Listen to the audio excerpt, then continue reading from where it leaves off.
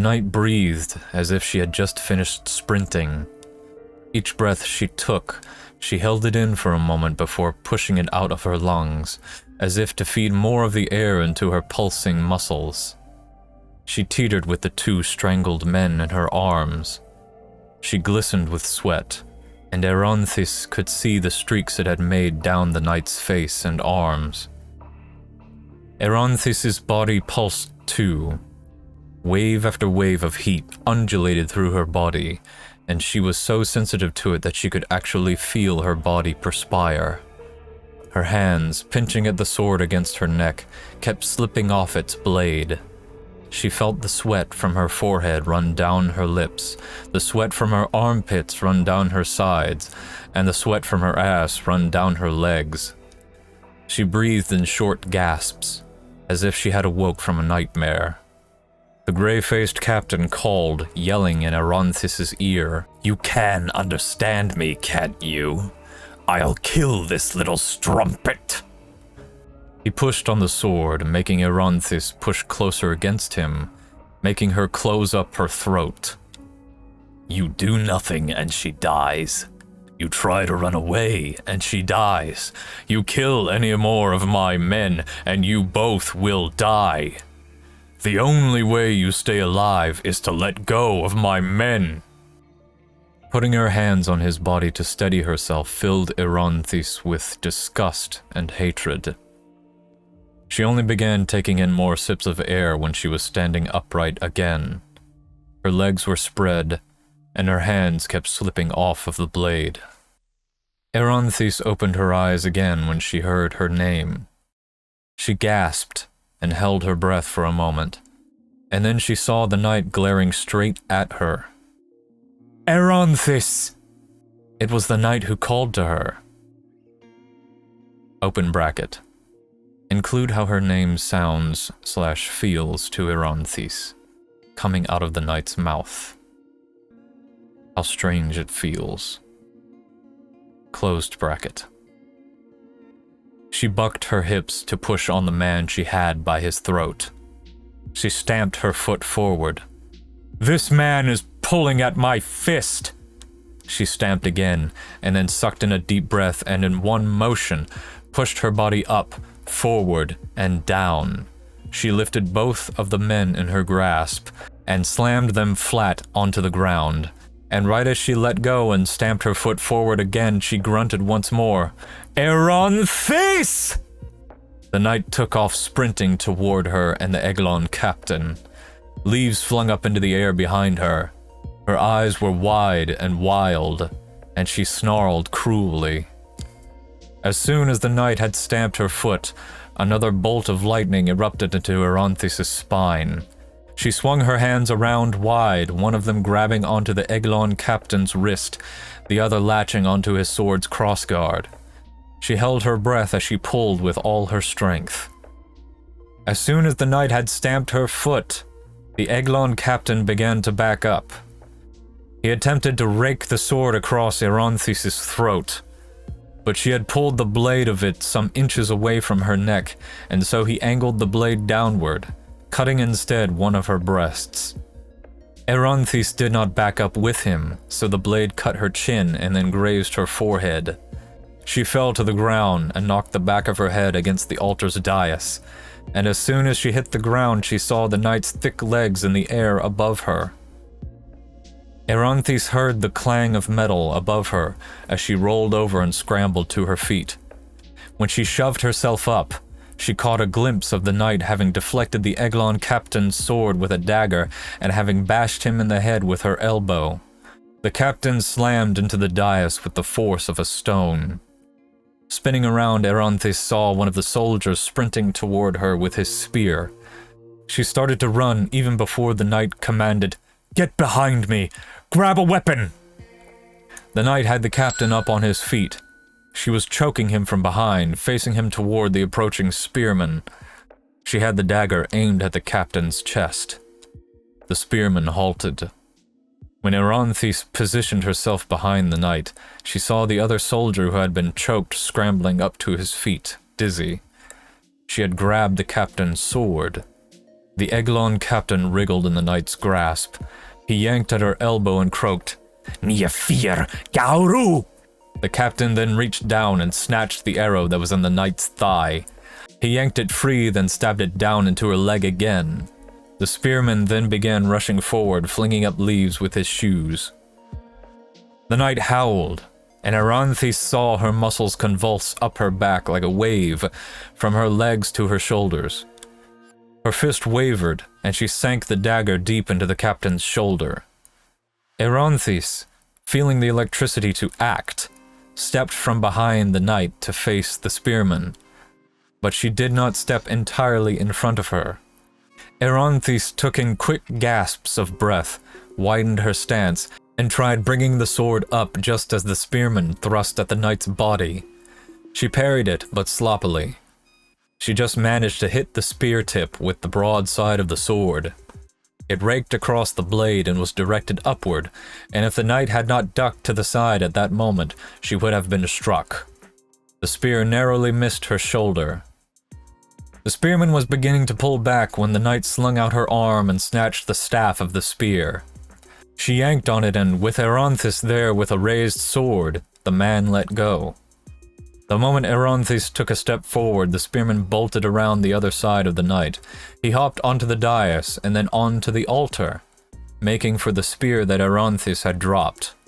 The knight whirled and, howling, used the spear in her hand to bash the spearman on the backs of his knees. He crashed onto the dead body with the sword sticking out of it. The knight then lunged forward, crushing the captain between herself and the edge of the altar. She dropped the spear and snatched the spearman by the ankle. As the knight began to pull on the spearman, she grunted at Eranthis, "The archer! Kill him!" Eranthis spun around. The dizzy archer had gotten up onto his feet and found his bow. He was feeling through the thick grass and leaves. Eranthis charged at him. She was running so fast that it felt like she was flying. The sword suddenly felt heavy in her hands as she stiffly held it in front of herself. Her legs then began to feel heavy. Then weight began to fill her stomach.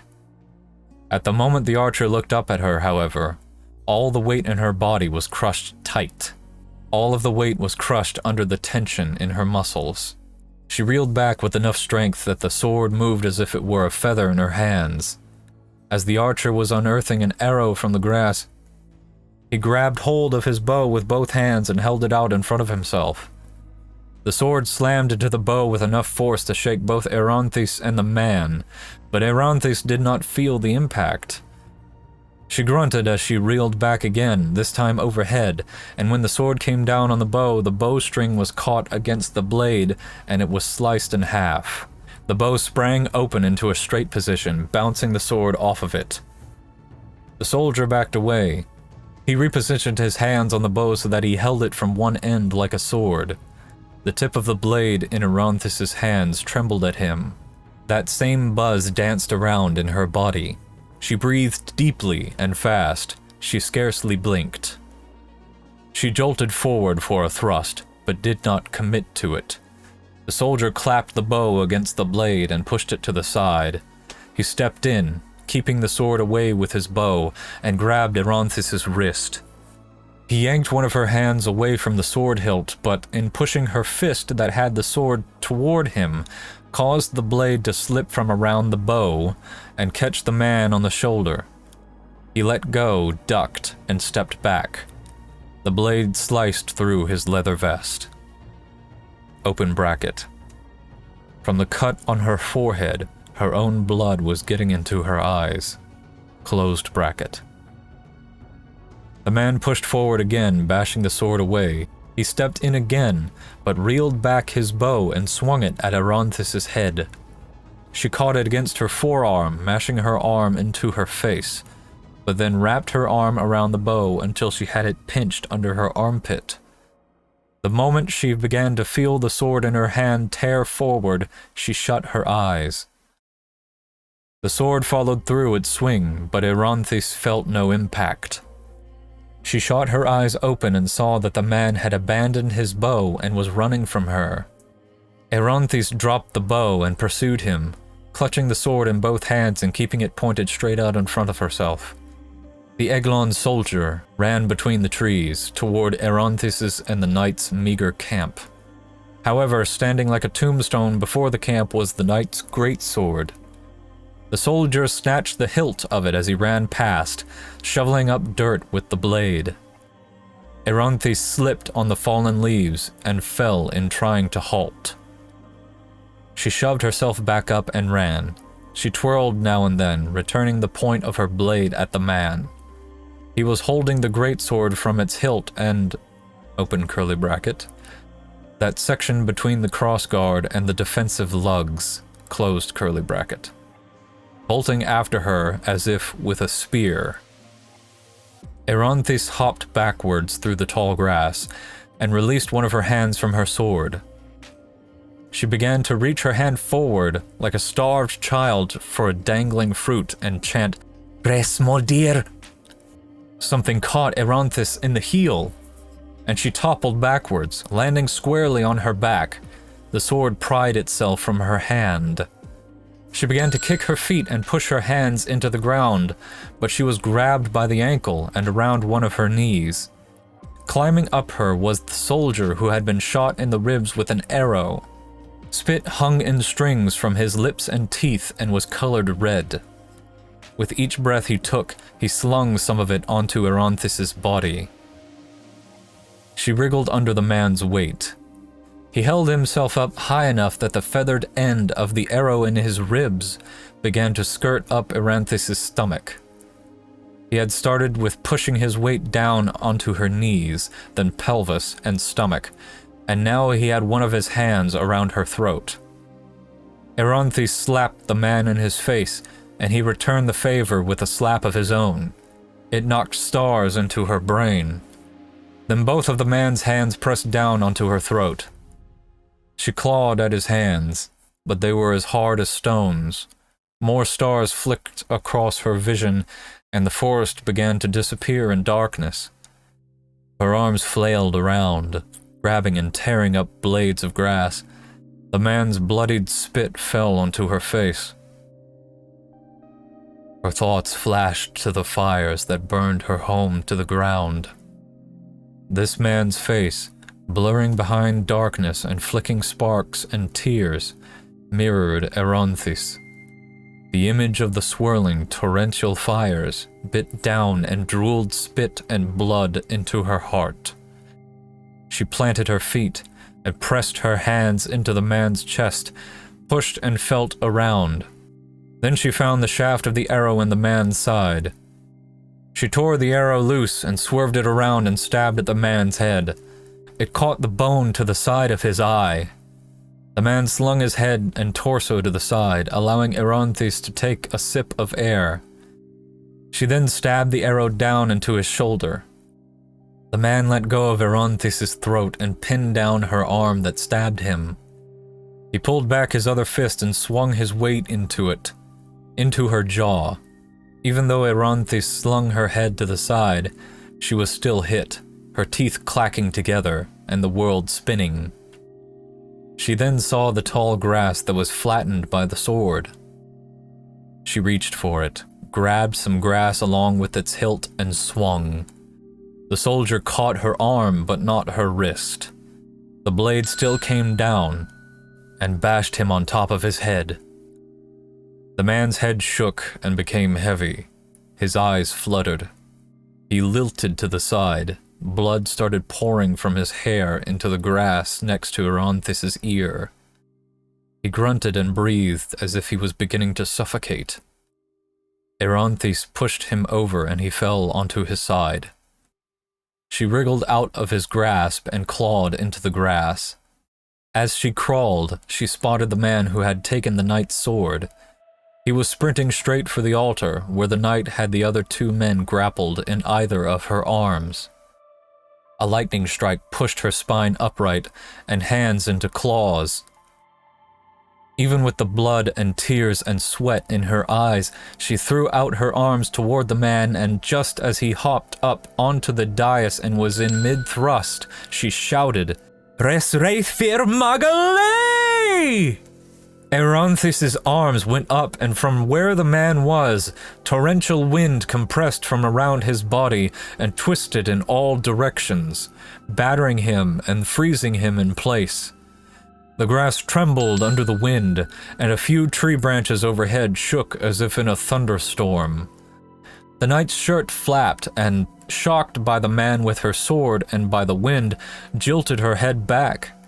The tip of her greatsword was almost touching her chest. The darkness and stars were returning to Eranthis' eyes. Panting, she kept her arms extended upward and her legs strained, but the feeling was like holding up a boulder that grew heavier and heavier. She wanted to scream at the knight, but all that came out were moans. Through the darkness, stars, blood, sweat, and tears, she saw the knight, with the two men in her arms, step around the sword. The knight's neck and head trembled, just as she had done when she had pinned Eranthis to the ground and roared at her. Then the knight's head bounded up, and she opened her mouth. Magma erupted from her throat, and Eranthis could hear it. Then the knight lunged forward, down at the man with her sword, and tore her teeth into his face. She clasped him over and below his jaw. Then she reeled back and took the man up with her. Eranthis released the spell and fell onto her back like a fish onto the bank of a river. She wiped the blood and tears from her eyes, smearing them over her face, and groaned like a dead man. She looked up and saw the knight dangling the man from her teeth. He dangled from her lips as if he had been hanged from a high tree.